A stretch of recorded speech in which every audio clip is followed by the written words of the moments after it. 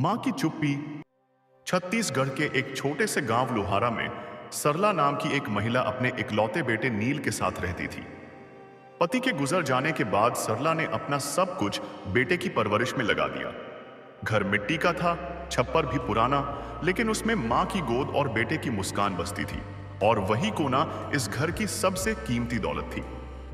हर दिन सूरज उगने से पहले सरला उठ जाती, लकड़ियां बटोरती, चूल्हा जलाती और नील के लिए नाश्ता बनाती, कभी दाल भात, कभी सूखी सब्जी। फिर दूसरों के खेतों में मजदूरी करने चली जाती। कई बार गांव की औरतें कहती, सरला थोड़ा आराम कर लिया कर। वो बस मुस्कुरा देती, जब तक नील के चेहरे पर थकान नहीं देखती तब तक मेरी थकावट मायने नहीं रखती। नील पढ़ाई में तेज था, उसके पास किताबें नहीं थी, लेकिन मां की गोद ही उसका पहला स्कूल थी। मां खुद ज्यादा पढ़ी लिखी नहीं थी, लेकिन बेटे के लिए वो सब सीखना चाहती थी जो उसका भविष्य बना सके। समय बीता और नील ने गांव के स्कूल में टॉप किया। मां ने अपनी पुरानी चूड़ियां बेच दी और नील को शहर पढ़ने भेजा।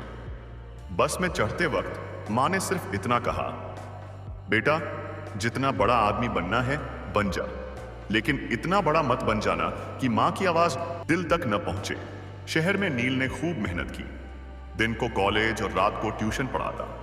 वो हर पत्र में मां से कहता, मां बस कुछ दिन और, फिर तू कभी खेत में काम नहीं करेगी। कुछ साल बाद नील जब गांव लौटा, मां की चाल धीमी हो चुकी थी, हाथ कांपते थे, आंखें धुंधली थी। नील घबरा गया। डॉक्टर को दिखाया तो पता चला मां को कई महीनों से दवाई की जरूरत थी। मां, तूने मुझे बताया क्यों नहीं?